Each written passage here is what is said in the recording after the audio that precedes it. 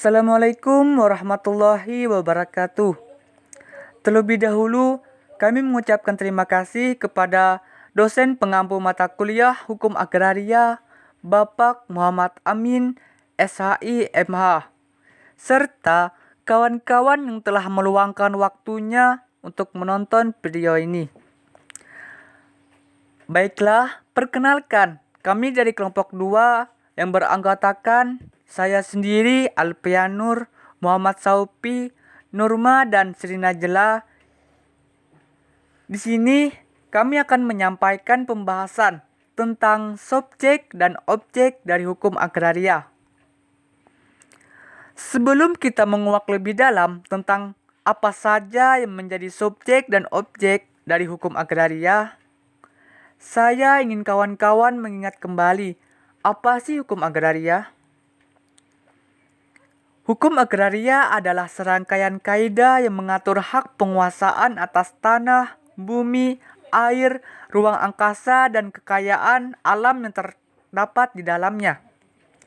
Sebagaimana lazimnya disebut sumber daya alam. Langsung saja ke topik pembahasan kita pada hari ini. Pada bagian pertama yaitu subjek hukum agraria, atau bahasa lainnya disebut pelaku atau seseorang yang melakukan hukum agraria tersebut. Mengenai siapa yang menjadi subjek dari hukum agraria dapat kita lihat dan perhatikan melalui ketentuan pasal 21 UU PA. Pada pasal 21 UU PA ayat 1, di sana disebutkan yang menjadi subjek hukum agraria yang pertama ialah perseorangan. Perseorangan yang dimaksud ialah warga negara Indonesia. Dan yang menjadi subjek hukum agraria yang kedua ialah badan-badan hukum, seperti yang disebutkan dalam pasal 21 PA ayat 2. Badan-badan hukum tersebut telah ditetapkan oleh pemerintah, seperti Bank Negara, Badan Keagamaan, Badan Sosial, dan lain sebagainya. Orang atau badan hukum yang dimana sebagai pemangku subjek hukum ingin membuat hak kepemilikannya, maka harus memenuhi kriteria atau persyaratan untuk diberikan objek redistribusi tanah. Sedangkan badan hukum bisa berbentuk koperasi, perseroan terbatas, dan yayasan. Orang yang harus memenuhi kriteria tersebut yaitu 1. Warga negara Indonesia, 2. Usia minimal 18 tahun atau sudah menikah, 3. Bertempat tinggal di wilayah objek redistribusi tanah atau wilayah objek. Pengalihan hak milik dapat beralih karena adanya peristiwa hukum. Peristiwa hukum yang dimaksud ialah seperti meninggalnya pemegang hak, maka hak milik dapat beralih dari pemegang hak ke ahli warisnya, sehingga ahli waris wajib melakukan pendaftaran peralihan hak karena pewarisan tanah. Adapun kata dialihkan mempunyai arti bahwa hak milik dapat dialihkan karena adanya perbuatan hukum, diantaranya 1. Jual beli, 2. Tukar menukar, 3. Hibah atau pemberian ketika pemilik hak masih hidup, serta pelaksanaan pembagiannya pun dilakukan waktu penghibahnya masih hidup juga. 4. Ibreng atau biasa disebut pemasukan adalah kewajiban seseorang ahli waris dalam hal tertentu memasukkan kembali ke dalam warisan suatu hibah yang pernah diterimanya oleh pewaris, dan hak kepemilikan juga bisa dihapus karena sebab 1. Tanahnya jatuh kepada negara, 2. Tanahnya musnah. Selanjutnya yaitu tentang objek hukum agraria. Objek hukum agraria ini terbagi menjadi 2 bagian, yaitu objek hukum material dan objek hukum formal. Objek hukum material atau sesuatu yang dijadikan sasaran, sedangkan objek formal yaitu metode untuk memahami.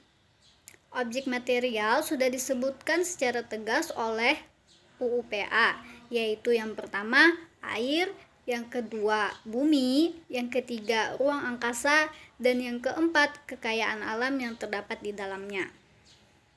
Yang pertama yaitu air. Pengertian air menurut pasal 1 ayat 5 UU PA adalah air yang berada di perairan pedalaman maupun air yang berada di laut di wilayah Indonesia. Kemudian yang kedua, bumi.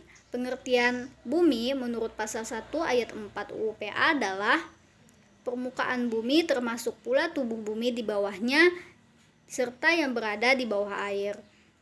Kemudian yang ketiga, ruang angkasa. Pengertian ruang angkasa menurut pasal 1 ayat 6 UU PA adalah ruang di atas bumi wilayah Indonesia dan ruang di atas air wilayah Indonesia.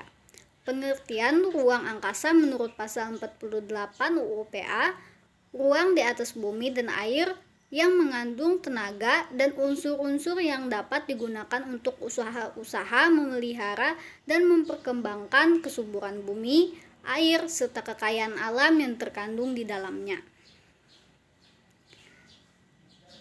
Kemudian yang terakhir yaitu kekayaan alam yang terkandung di dalamnya. Kekayaan alam yang terkandung di dalam bumi disebut bahan, yaitu unsur-unsur kimia, mineral-mineral, biji-bijian, dan segala macam batu-batuan, termasuk batu-batuan mulia yang merupakan endapan-endapan alam. Kemudian objek hukum formal. Objek hukum formal ini yaitu UU PA yang merupakan dasar atau pedoman dalam penyusunan hukum agraria nasional. Cukup sampai di sini penyampaian materi dari kami kelompok 2. Semoga bisa dipahami. Apabila ada yang ingin teman-teman tanyakan, mari sama-sama saling kita diskusikan. Wassalamualaikum warahmatullahi wabarakatuh.